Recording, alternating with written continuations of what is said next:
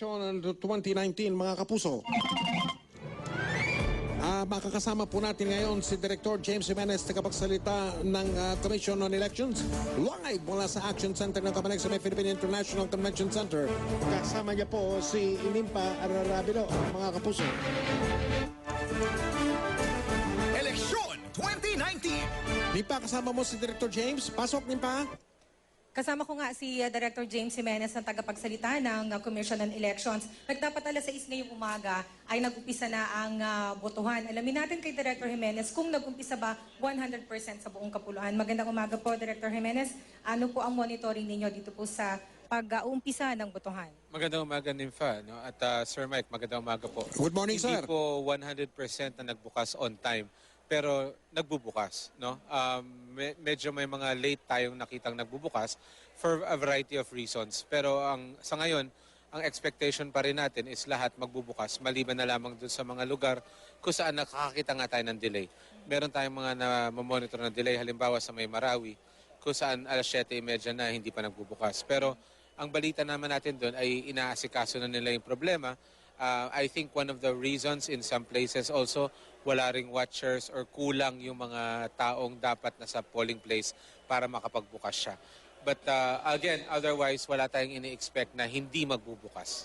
Nimpa, pwede May bang binanggit makausap? po kayo kanina na 99.97% ang ini-expect. So yung 0.3% or 30 places, yun ang inaantabayanan po natin. Pero definitely magbubukas. Definitely magbubukas. Nimpa, pwede bang makausap si Director? Yes, Mike. Si Director Jimenez. Director, kamusta na kayo? Buti naman at medyo hindi pa kayo nakasimangot. Masyado pa maaga, Sir Mike. Masyado pa Maya-maya maaga. siguro. Opo. Bakit hindi sa oras nagbukas yung ilang mga presinto natin, Director? Iba-iba ang dahilan, Sir Mike. Halimbawa doon sa pinuntahan ko kanina doon sa Epifanio de los Santos dito sa may Malate.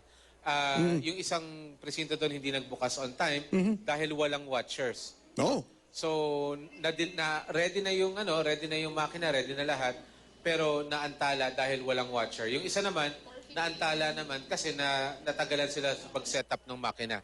So, Okay. iba-iba ang dahilan. Sir Opo. Mike. Director, ang talagang pinakapangunahin na ikangay concern ngayong umaga at nung mga nakalipas na ilang araw ay yung bentahan at bilihan ng boto. Totoo po yan. Kamusta po ang impormasyon na hawak po ng Kabanag as of ngayong alas 8:11, ngayong mismong araw ng election 2019? Sa bentahan na.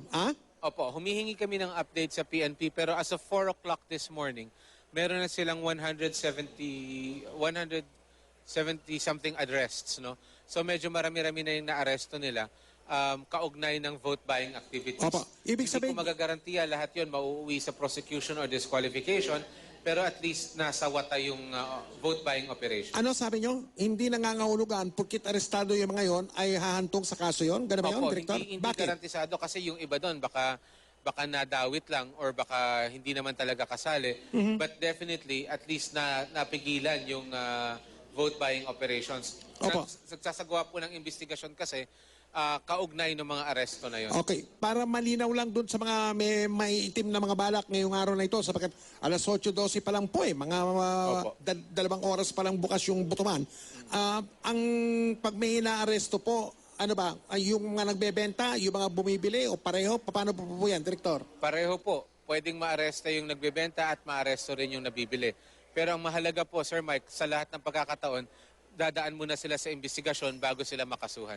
Gano'n, investigasyon pa. Investigasyon muna. Opo, mas marami ba yan botohan ngayong eleksyon na ito kesa nung mga nagpas... Para mas marami ngayon Director? Ganyan po yung dating sa atin, ano? Oh? Na talagang parang mas marami ngayon. Posible din naman na mas maagap lang ang kapulisan natin sa pagre-responde ngayon at mas maganda ang reporting mechanism. Pero definitely, ang sense natin dito, ang pakiramdam dito, mas marami ang vote buying operations sa ngayon. Opo, kinailangan pang magtatag ng task force laban sa vote buying. Tama ba yun, Director? Totoo po yan. Nagkaroon po tayo ng task force kontrabigay. Kontrabigay. Wala yatang ganyan ng mga nakalipreksyon. Wala po. At ang wow. kontrabigay ay isang opportunity, no, para magtulong ang iba't ibang government agencies. Hindi lamang sa pagpaprosecute, kundi sa mismong pag-iimbestiga at pagsasawata ng mga vote buying operation. Okay. Doon po sa mga naaresto, alam namin sa Quezon City may naaresto na rin isang kandidato sa pagkamayor na pusasan pa nga eh. Opo. Oo. Pero karamihan yata ng mga naaresto, yung mga tagabigay lang ng mga ng mga politiko. That's right. Yung mga tagabigay, tigatanggap lang. Paano yung mismong politiko pinanggagalingan ng pera, Direktor? Kailangan ma-establish natin yung link between yung mo kasi ang pagkaraniwang depensa ng kandidato niyan ay hindi siya ang napaandar ng mga ganitong operasyon. Pero pag napatunayan natin na alam niya na may ganong klaseng operasyon at ginagawa yon sa kanyang pangalan o para sa kanyang ikabubuti, then definitely maaabot siya ng prosecution natin. Sige po, Direktor, hindi natin pahabain, busy kayo. Lalabas-masok tayo ngayon na ito sa aming coverage para makatanggap kami ng mga pinakahuling ulat mula dyan sa inyong action center.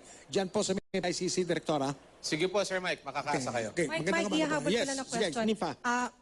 Sir, pagka ho ba napakatindi ng report ng vote buying, maraming reports sa magkabilang kampo, ito po ba ay pwede maging dahilan para matigil ang botohan? Hindi ho. Ang suspension or failure of elections ay mangyayari lamang pag hindi na pwedeng magkaroon ng free and fair elections. Ang vote buying, tandaan natin, nangyayari yan sa labas ng proseso ng botohan.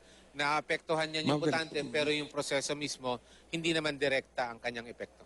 So ibig sabihin, ang makakatigil lang po sa botohan kung halimbawa ipinasabugan yung presinto o nagkaroon ng gulo. Oo, or nagkaroon ng circumstansya na talagang hindi na pwedeng magkaroon ng halalan. Sir, isa na lang, mainit po ang panahon, ine-expect mahaba ang pila ng mga botante, baka magkainitan ng ulo, may bilin ho ba sa Electoral Board para mapakalma yung mga botante? Kailangan po sa Electoral Board, dapat ang pinakamahalagang supplies na meron sila na hindi inisyu ng COMELEC ay yung sariling ngiti nila. Ngitian yun lang yung mga tao dyan dahil maniwala kayo sa hindi, lahat sila naghahanap lang ng friendly faces. Kailangan din po pasensya. No? Salamat po, Director Jimenez. Mike, si Director James Jimenez, tagapagsalita po na Commission on Election. So, meron ditong hotline ng COMELEC, yung voter care, na pwedeng tawagan. Nailabas na namin yung numbers, hindi ko kabisado. But we will share that with you. Nipa, sige mamaya para maipakita natin doon sa mga nanonood at may parinig natin doon sa mga nakikinig. Regional TV pa ha? Yes, salamat, Mike. salamat kay Director James. Salamat po. Mula dito sa PICC, ako si Ninfa Ravelo ng GMA Super Radio, DCW, pinakasitok sa eleksyon. Super Radio, DCWB, Special Coverage. Eleksyon 2019. Samantala mga kapusong oras po natin 16 na minuto makalipas sa 8 ng umaga, si Mau de la Cruz nasa isa po sa mga pampublikong paaralan dyan po sa Venezuela, Makati. Kasama niya naman po si Direktor Arwin Serrano ng Parish Pastoral Council for Responsible Voting o PPCRV. Mau, pasok!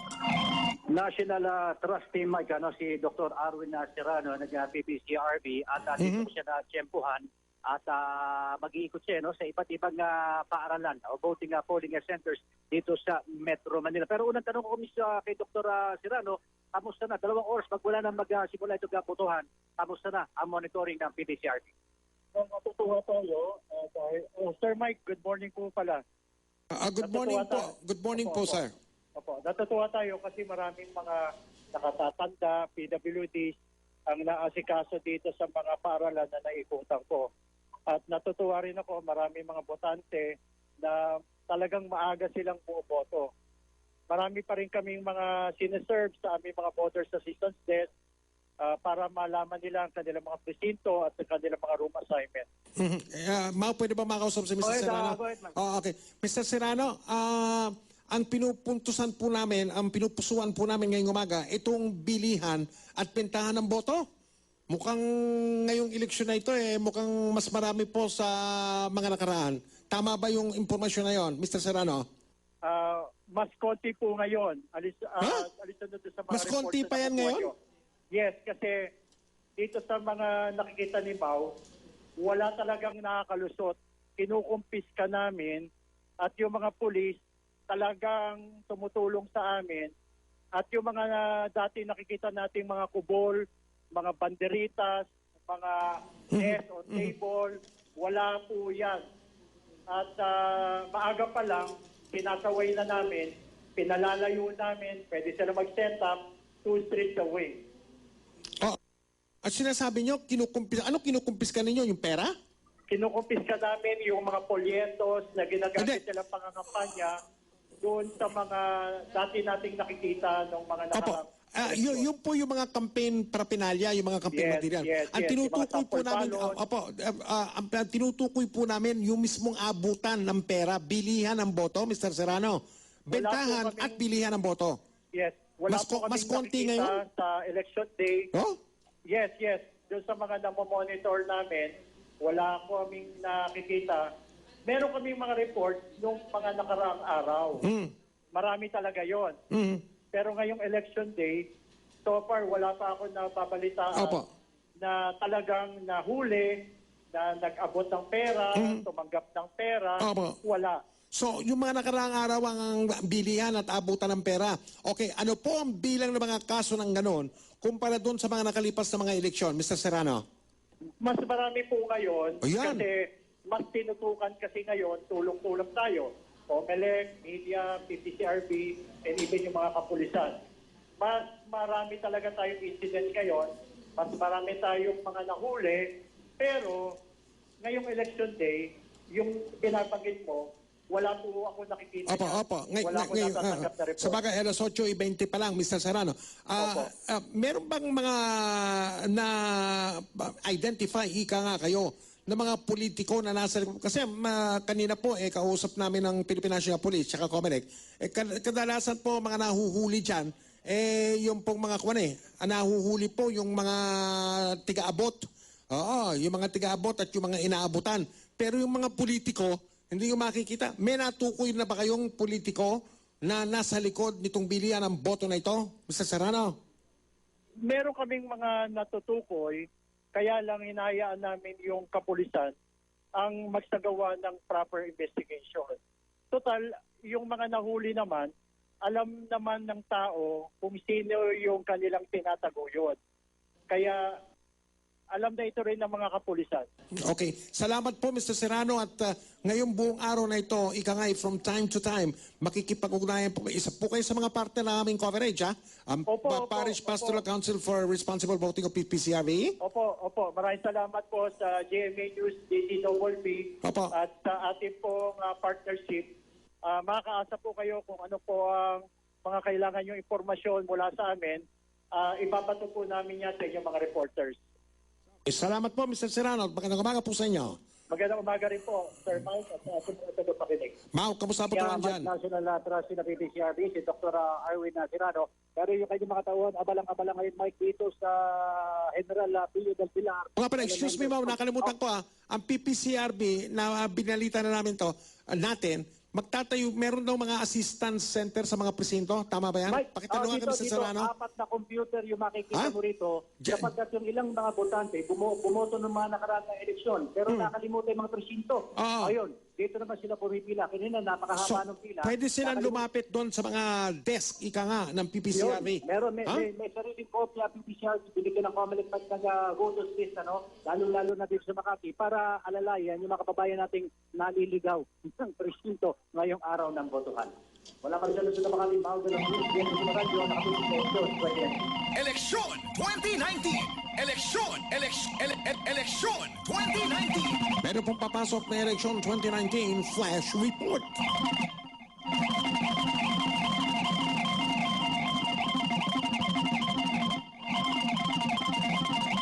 Super Radio DZWB Last Report.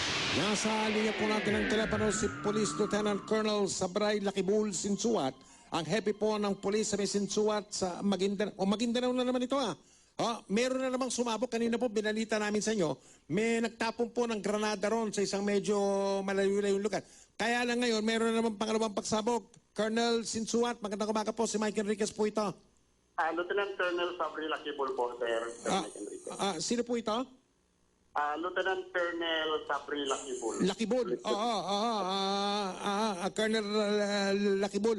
Magandang umaga po. Si Mike Enriquez po ito. Anong nangyari dyan? Meron na may ikalawang pagsabog? Bali po, kaninang madaling araw, mga alauna, may nagtapon po ng granada dito sa malapit sa munisipyo namin ng Gatutusuan. Nabalita na po namin yon. Ngayon meron na naman doon Ngayong ikalawa. umaga na naman, mga 7:10 ng umaga, ay may narinig naman kaming loud explosion. So, pinuntahan namin. Yun pala ay malapit lang sa old house ng Datutusuan, sa gilid ng pader niya. yung pagsabog. So malamang granada naman siguro ulit. Apo.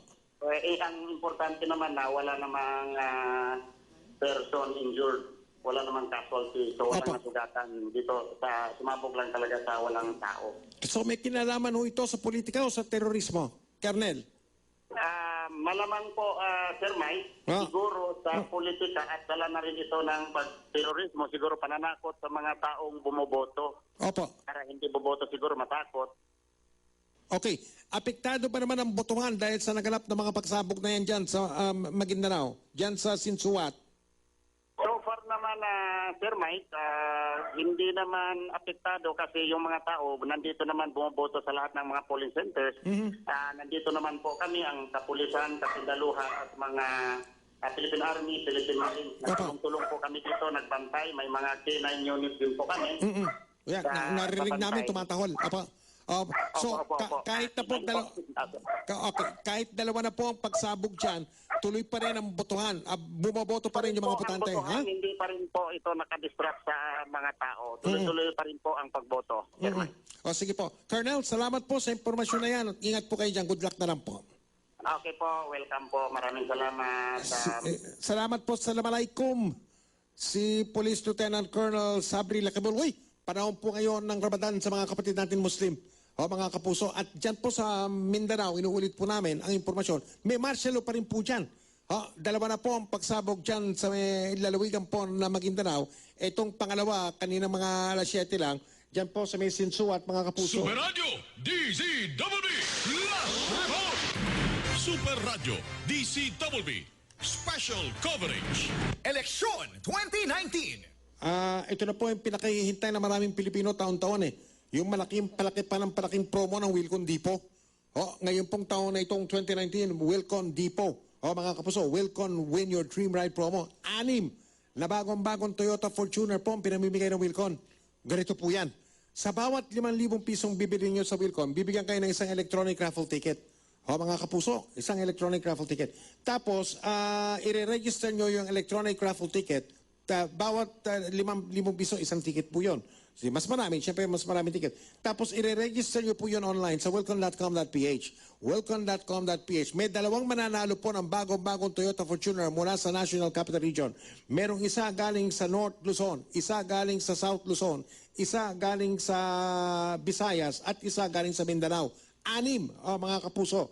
Ayan, ito po ay sa lahat ng Wilcon sa buong Pilipinas, pati na po sa kanilang online store, ang shop.wilcon.com.ph. Mula Abril 1 nag-umpisa ito, tatagal itong promo ito ng Wilcon hanggang Hunyo 30, mga kapuso. Ayan, ang submission ng mga entry ay July 5, 2019. Ang grand draw ay magaganap po sa July 9, 2019. Win your dream ride promo ng Wilcon, mga kapuso. Magpunta po kayo sa wilcon.com.ph para po sa mga detalye. Ang promo ito ay hanggang Hunyo 30, 2019 per DTI FTEB permit number 3561 series of 2019. Oras po natin, alas 8:27. Sakto!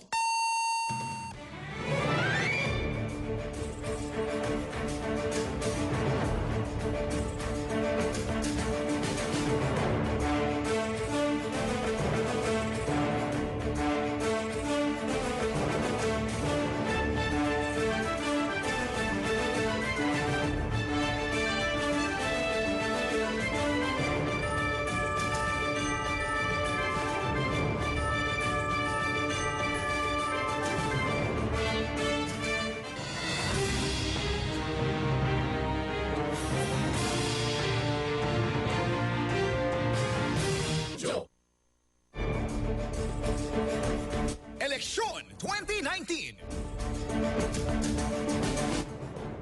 Ito na po, mga kapuso. Makakasama po natin ngayong umaga sa Election 2019 yung mga kapuso natin dyan po naman sa GMA TV, sa television ng GMA, GMA News and Public Affairs. Ayan, ayan, matinding mga partner yan, mga kapuso. Tulad ng mga partner, nagpapasalamat kami sarap salamat McDonald's, salamat Jerry's Grill. Kung pagkain Pilipino hanap ninyo, lugar na bubusog sa pamilya at mga kaibigan ninyo, tara na kayo sa Jerry's Grill, mga kapuso. Mamaya, nandyan po kami. Lydia's Lechon. Masarap special na pagbati na hatid ng Lydia's Lechon. Ngayon, merong Lydia's Lechon all-around sauce kayong mabibili mga kapuso sa mga grocery, sa mga supermarket. All-around sauce ng Lydia's Lechon. At masarap naman kahit walang sauce ang Chooks to Go mga kapuso. Salamat mga partners tulad ng Catholic Media Network dito po sa aming Radio Command Center. Eleksyon 2019.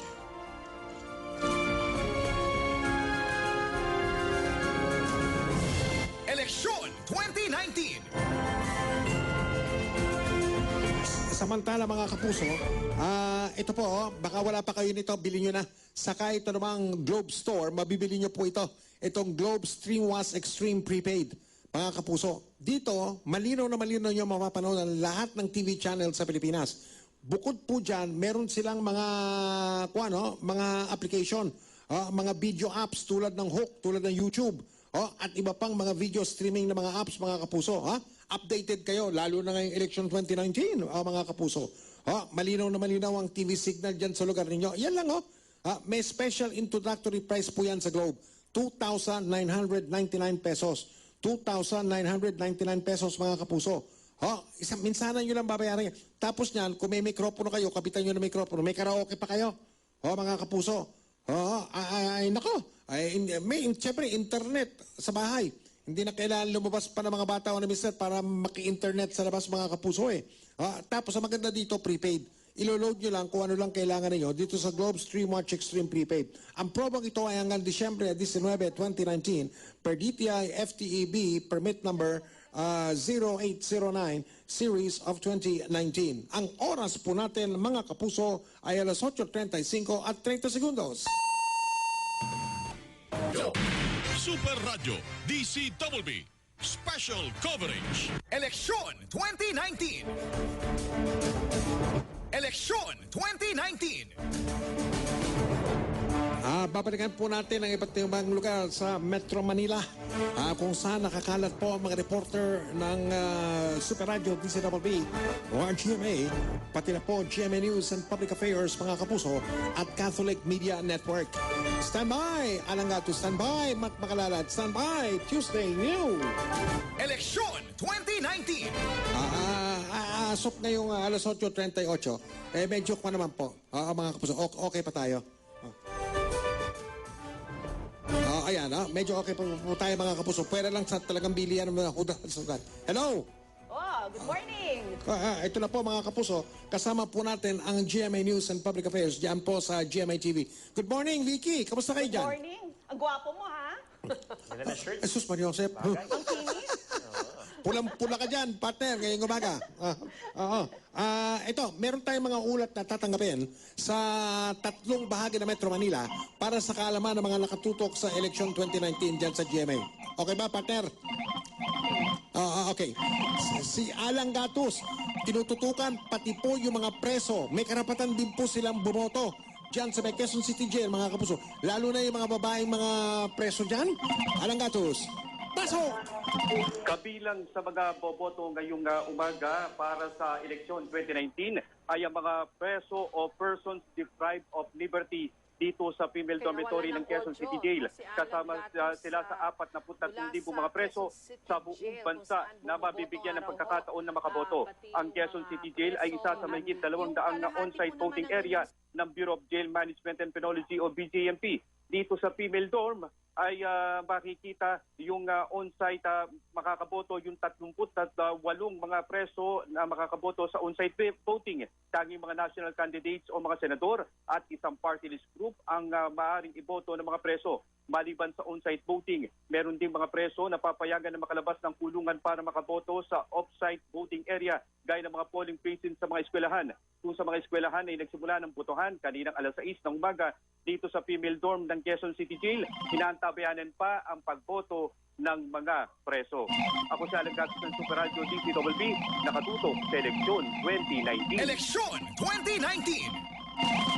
Samantala mga kapuso, talagang hindi naman sa normal, pero ito po mga kapuso, may vote counting machine dyan sa San Mateo National High School. Stack up po, ipit pa yung papel. Ang tawag po dyan, paper jam. Mart Makalalad, Pasok! Mahaba na nga ang pila ng mga botante dito, Mike. Nagkaroon pa ng bahagyang problema sa mga vote counting machine o yung mga VCM na ginagamit para sa ang ilang mga vote counting machine dito sa San Mateo National High School na nakakaranas ng paper jam. Ibig sabihin nito, Mike, kapag nilagay mo yung balota na tapos ng pilapan ng mga botante, kapag pinasok mo ito sa VCM, medyo nagkakaroon ng problema dahil hindi ito basta-basta tinatanggap ng makina. Ang sinasabi, medyo nahihirapan yung makina sa pagtanggap o hindi smooth itong mga papel. Kaya naman, nagkakaroon ng 10 hanggang 15 segundo na pagkakaantala bago matanggap yung boto nitong mga botante dito sa San Mateo National High School. Dahil dyan, Mike, nagre-resulta ito sa karagdagang pila. Mahaba na yung pila ng mga botante dito. Papakita ko lamang sa inyo. At karamihan sa kanila dito ay nagre-reklamo na. Dahil dito, Mike... Sorry. Tuloy mo, Mike. Sa San Mateo National High School ay nasa 6,000 mga botante ang inaasahang boboto dito. Pero yung clustered precinct na gagamitin nila sa pagboto ay 7 lamang. Kaya nagsisiksikan na rin sila dito. Idagdag pa yung bahagyang naging problema sa mga vote counting machine. Kaya naman sila ngayon ay nagreklamo na sa initang panahon, sa haba ng pila, pati na rin sa mabagal na makina. Ako si Mark Macalalad ng GMA Super Radio DCWB nakatutok para sa eleksyon 2019. Salamat, Mark. Meron po tayong papasok na flash report. Super Radio DZWB Flash Report. Itong flash report na ito ay galing po sa lalawigan ng Abra, si Arnel Adriatico ng Catholic Media Network Abra. May gulo po ron eh. Arnel, pasok! Yes, kasama nga Mike, umaksyon kaagad ang kapulisan dito sa lalawigan ng Abra, lalong-lalo na dito sa Bangged dahil sa nangyaring komosyon sa isa sa mga polling centers dito sa Bangged sa Barangay Patukanay Elementary School. May mga batuhan at allegedly suntukan na nangyari ng grupo ng magkatunggaling kandidato at lahat ng mga ito na involved ay inimbitahan sa Abra PNP Command upang ayusin ang gusot at pakiusapan na huwag manggulo. Kasalukuyan kasama ng Mike ang usapan ngayon na nangyayari sa Abra PNP Command upang iwasan ng mas magulo pang pangyayari ngayon. At kabi-kabila ang mga report sa mga ibang lugar pa na may mga kumusyon na nangyayari. Arnel, excuse me. Arnel, natukoy ba kung sinong mga politiko ang nasa likod niyang mga komisyon at mga kaguluhan nangyayari dyan? Kalituhan? Arnel? Yes, kasamang Mike, may alegasyon na ang isang kandidato na sumuntok for mayoralty position ay si Ryan Luna. Pero ito naman ang kanyang pinabulaanan. Pinabulaanan niya kasama ng Mike, anya ay nakikiusap lang daw sa mga barangay officials na nandun na huwag makialam. Kaya nga umentri kaagad ang kapulisan at lahat sila ng mga involved. Ang grupo ng dalawang magtatunggaling kandidato, si Valera at grupo ni Valera at grupo ni Luna, nandun sila lahat ngayon sa Abra PNP Command upang pag-usapan itong nangyaring komisyon at mga mangyayari pang komisyon na sana. Arnel, sana wag nang humantong sa... Latest kasamang Mike, nagpalabas na ng order si Attorney Dexter Cawis sa mga kapulisan at Philippine Army na nakabantay sa mga polling centers na hulihin lahat, sino man na manggugulo sa ngayong araw ng eleksyon, kasama Mike. Okay, sana wag nang humantong pa sa karahasan niyang nangyayari dyan sa ilang mga lugar sa Abra. Maraming salamat, Arnel at Adriatico ng Catholic Media Network Abra. Super Radio DZWB Flash Report. Balikan po natin ang eleksyon 2019 sa GMA News and Public Affairs. Kasama pa rin po natin, ayun, partner ko yan, Vicky. Sariwang-sariwa itong batang ito ngayong umaga. Bumoto ka na ba? Hindi pa, no? Paano ka boboto? Nandyan ka. So yan, partner ng mga balita. Ha? At patuloy tayong in touch, ika nga. Ngayon, buong araw magdamago. Pamorningan na to. Huwag sana tayo magsawa sa isa't isa, partner. Ano ka mo? Lugi ata ako. Tapos na lang sa mga kasama natin dyan. Okay, salamat, partner. Sige, Mike Enriquez at sa Vicky Super Radio Morales, mga kapuso. DZWB. Live mula sa GMA News and Public Affairs. Ang oras po natin ay alas 8:45 na po. So, lumabas po sa pag-aaral ng Royal Society of Medicine ng Great Britain. Sa Inglaterra po ito. May mahigit 65 mga sakit na ang pinanggagalingan po ay maraming kolon, maraming malaking bituka. May kasabihan nga po, ilinathala po ito sa babasahing Vegetarian Times, wikang Ingles, syempre, doon yan. Death starts with a colon. No? Kaya kailangan, importante, pinananatili natin ng malinis o cleansing ika nga ang ating colon na malaking bituka. Paano gagawin yan? Iinom tayo ng maraming tubig sa maghapon, lalo na ngayong mainit ang panahon, mga kapuso, sarap. Oo, at regular na kakain ng prutas at gulay. Tumutulong po yan sa pagtunaw o yung tinatawag na digestion. Kaya lang, mga kapuso, nakakatamad naman kakain tayo ng prutas at gulay. Pwede naman uminom ng iba't ibang juice. O pwede. Pero ba't yung panggagawin yan? Ayan, meron namang red juice. Mga kapuso, ang red juice, meron pong mahigit 30 mga natural na mga sangkap yan. Pag yan ay pinalamig nyo ng gusto, lalong mas masarap. Mga kapuso, ang sangkap ng red juice, ilan sa mga sangkap niyan, pinya, mansanas, bayabas, green tea, aloe vera, ubas, barley, wheatgrass, ampalaya, lagundi, olive, kamatis, ginseng, sambong, blueberry, cranberry, orange, mga kapuso, bawang, at sibuyas, luya, at iba pa. Nako, ilan taon na tinimpla-timpla yan bago nakuha yung tamang timpla, mga kapuso. Red juice, mas masarap talaga ang pakiramdam kapag malinis po ang kalooban. Ang red juice ay mabibili po sa Mercury Drug, Southside Drug, Manson Drug at All Day, pati na po ibang outlet sa buong Pilipinas.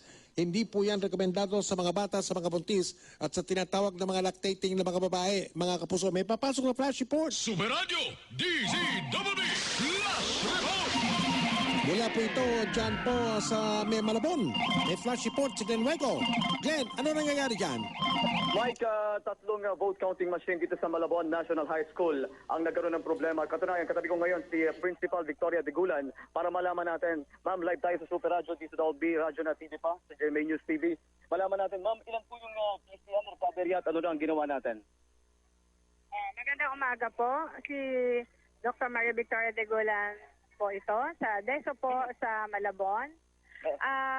Tatlong presento lang po ang nagka-problem sa amin. Present number 61, 64, and 70. Ma'am, ano na pong nagawa ninyo sa ngayon, ma'am? Ano pong update? Na-adapt naman po ang ating COMELEC kasi nung na-report namin agad, nandyan na po sila at inayos po agad ng ating technical support ang mga BCM, mga defect.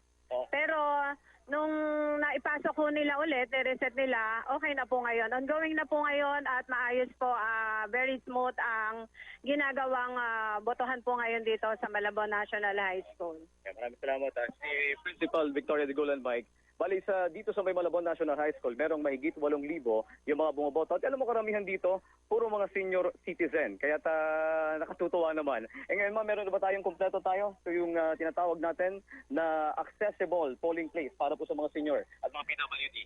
Opo, as per required sa amin, sinabi po sa amin na isang room lang po ang gagamitin para sa ating PWD at mga senior citizens. Para hindi na po sila mahirapan, accessible po sa kanila yung lugar na ibinigay po natin. Ay, maraming salamat. Ayan pong tinig si Principal Victoria Degulan, live dito mula sa Malabon National High School. Ako si Glenn Hueco ng Super Radio DZWB, nakatutok sa eleksyon 2019. Super Radio, DZWB, Last Report! Eleksyon 2019. Eleksyon 2019.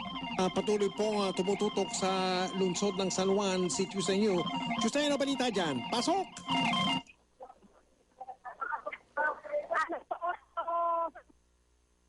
Tuesday, ano balita dyan? Diyan sa San Juan. Pasok, Tuesday. Alas 9 na, Mike. Pero hanggang ngayon, may isang dokumento na hinihintay ang Department of Education Supervising Officer dito sa Pinaglabanan Elementary School. Ito ay ang kopya ng tinatawag na Election Day Voters List para sa support staff ng Emergency Assistance Polling Place o EAPP para sa Barangay St. Joseph, San Juan City. Epekto nito ang mga nakatatanda o persons with disabilities na kabilang sa mga presintong nakasasaklaw sa Barangay St. Joseph ay hindi pa makaboto. Sa nakikita nyo, ito yung EAPP kung saan ine-entertain yung mga nakatatanda at PWD. Ayon dito kay Ginoong Dennis Vivacle, ang tumatayong Department of Education Supervising Officer dito sa Pinaglabanan Elementary School, kailangan ng support staff ng EAPP ang kopya nila ng Election Day Voters List para ma-verify at ma-double check kung lehitimong botante ang gustong bumoto. Ayon kay Ginoong Debacle, na itawag na niya ito sa COMELEC at naabisuhan na siya na ihahatid na rito ang hinihintay na kopya ng Election Day voters list. Pero sa ngayon, hindi na raw nila hihintayin dumating pa yung kopya, kundi ililista na lamang yung pangalan ng mga botante, senior citizen sa PWD at contact nila ang kanya-kanyang presinto para makuha yung kanilang balota. Hindi sila lehitimo na botante at nasa master's list. Isusoli sa kanila ngayon dito sa city para sila makaboto na. Samantala may isang ticket machine dito sa clustered precinct 74 ng Barangay St. Joseph ang bahagyang nagkaroon ng problema kaya kinailangan nila ng technician. Ayon naman dito kay Amelita de los Reyes ng PPCRB na hinto ang pagbasa ng ticket machine sa isang balota sa gitnaan ng pagpasok nito sa makina. Mabilis naman anyang natugunan ito ng technician at gumana ulit ang makina makalipas lamang ng 5 minuto. Ako si Tuesday. Ibig ko sabihin, mag-alas 9 na halos, hindi pa rin pwedeng bumoto yung mga senior citizen at may kapansanan dyan sa may pinaglabanan. Ganun ba yun? Bahagyang naantala lamang para naantala lamang. Pero hindi nga. Doon sa mga botante na nasa Barangay St. Joseph. Okay, pero as of ngayon, pwede na sila bumoto. Ganun ba yan? Pwede na. Diretso na, Mike. Buti naman. Diretso na. At tuloy-tuloy naman na ang boto ng mga botante sa San Elementary School. Ako si Tuesday Union ng Super Radio DCTV, nakatutok sa Eleksyon 2019. Eleksyon 2019! Nako po, may mga nahilo na po sa isang pampublikong paralan dyan sa Mitondo, Maynila. Kala naman tayo, talagang pag-eleksyon. Init pa man din ang panahon mga kapuso eh. Kala naman tayo, pasok! Nasa 40,000 ang voters dito sa Rosauro Almario Elementary School sa ito ng Zaragoza Street dito sa Tondo, Maynila. Ito ang pinakamalaki na polling center dito sa Manila. Tapos magko-closing na. After commercial. Nawala. Carlo? Dito sa Rosauro Almario Elementary School. Abot na sa 28. Okay, ayusin natin ang ating signal kay Carlo Mateo, mga kapuso. Antabayanan nyo lang po yan. Super Radio DCWB Special Abay, Coverage. sana wag nang mapa-rescue sa mga ibang lugar na may mga nahilot, 28 na. Carlo, bumalik ka rito kung pwede na. Carlo? Mike 28, yung mga nahilo. 20. Ito'y patay na rin sa nakuha kong record ng ating partner agency na St. Augustine. Nakapwesto itong medical mission sa harap mismo nitong Rosauro Almario Elementary School, takop ng Zaragoza, Tondo, Maynila. Yung pinapakita ko kanina, dahil sa tinatayang 40,000 na mga registered voters ang narito sa mga sumandaling ito dahil sa napaka-init ng panahon, napakahaba na ng mga pila sa mga clustered na precinct. Kaya isa ito sa mga irereklamo, lalong-lalo na ng mga may edad o itong senior citizen. 28 yung nahilo at 4 yung naitala na nahirapan sa paghinga. Itong volunteer group mula sa St. Augustine na ating kabilang sa partner agency, kabilang dito isang doktor at 10 nurses. Ako si Carlo Mateo ng GMA Super Radio sa katutok sa Eleksyon 2019. Eleksyon 2019! Eleksyon 2019! Samantala mga kapuso, ilan po sa mga volunteers na napapanood ninyo sa Election 2019 ay mga bata po ito eh. Yung iba rito, graduate na ba kayo? Yung iba rito mga kapuso bago pa nang gagraduate. Patuloy po tayong sumasalubong ngayon ng mga nagtapos ng grade 12, senior high school. Congratulations mga estudyante, mga magulang, mga teacher. Ngayon naman ang tututukan natin yung pagkukuleyo nila. Siyempre, pipiliin mabuti kung saan sila magkukuleyo. Mula sa curriculum o yung pagtuturo, sa moderno at kompletong pasilidad, sa pagkakwalipikado po ng mga guro, yung mga nagtuturo. At yung curriculum na nakabase po sa mga pangangailangan ng iba't ibang industriya. STI po yan. Mula curriculum, laman ng pagtuturo. Ay hanggang makatapos yung mga estudyante. Ang sistema po sa STI, E2E, Enrollment to Employment. Mga kapuso, ayan, hinihahanda nila ang mga bata, hindi lang maging handa magtrabaho, handa rin sa tunay na buhay sa labas, pagkagraduar, mga kapuso. Job ready at life ready. Mga kapuso, meron din silang kakaiba at makabagong paraan po ng pagtuturo dyan. Electronic Learning Management System, ELMS. Sa pamagitan po niyan, ang mga bata po ay pwede mag-aral, pwede mag-review online o mga kapuso, anumang oras kahit saan. Gamit ang kanilang mga computer, kanilang tablet o iPad, pati cellphone mga kapuso. Ayan. Kaya mapa information technology, tourism, hospitality, management, business, engineering, arts and sciences, at iba pa. Diyan, puntahan nyo bukas yung pinakamalapit na campus ng SCI, diyan, sa may lugar ninyo. Oras po natin ay sakto, alas 9 na po.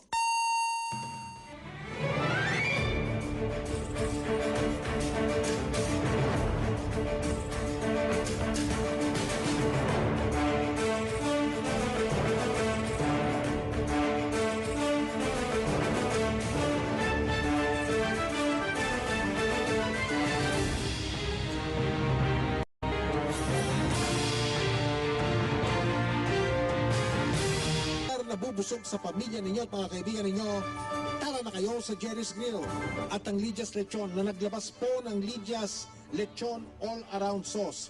Ito po yun mga kapuso. All-Around Sauce po ito ng Lydia's Lechon. Naman mga kapuso. At syempre, meron tayong chooks to go na masarap kahit walang sauce. Si Joe Reyes Sabel naman po ang susunod dito sa Anchor Base ng eleksyon ng 2019. Samantala, ito po si Mike Enriquez. Kita tayo ulit mga kapuso. Tutok lang, tutok tayo. Walang kinikilingan, walang pinoprotektahan, serbisyong totoo lamang. Magandang umaga Luzon, magandang umaga Visayas, magandang umaga Mindanao. 5 at 1/2 minuto makalipas sa ika-9 ng umaga.